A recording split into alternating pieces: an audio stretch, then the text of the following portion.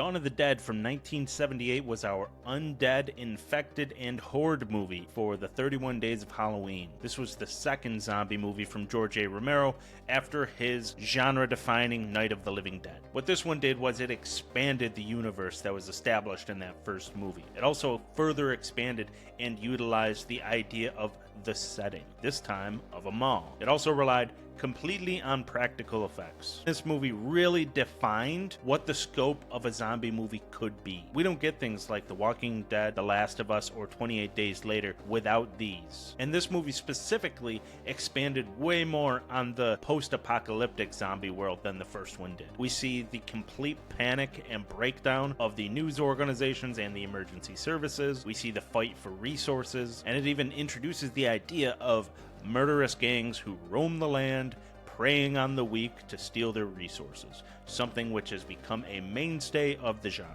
One thing it also does very well is it makes a statement about consumerism in the world, something that resonates just as much today as it did in 1978. The idea that our survivors decide to take refuge in this shopping center and then spend day in and day out just shopping the aisles together. Humans are so trained to consume that even once they become zombies, they are still attracted to these shopping centers, trying to get in, roaming the aisles, and they even have a tendency to pick up items and try and take them with them or use them. When the raiders show up, they're taking everything, even things they don't need. One guy even takes a bowling ball. At every stage and in every group, there's this innate desire to consume that has been fostered in all of them. I hadn't seen this in many, many years. I've seen it many times, but it's been a while. And I had forgotten just how much of a part of its identity this idea is. It starts off softly, but by the end, it is hammering this point home. And it's done extremely well. Now, there are some things that have become dated in this movie. The makeup effects, though groundbreaking at the time, have become a little dated. It's important to show a little bit of grace here and just remember that the effects we have today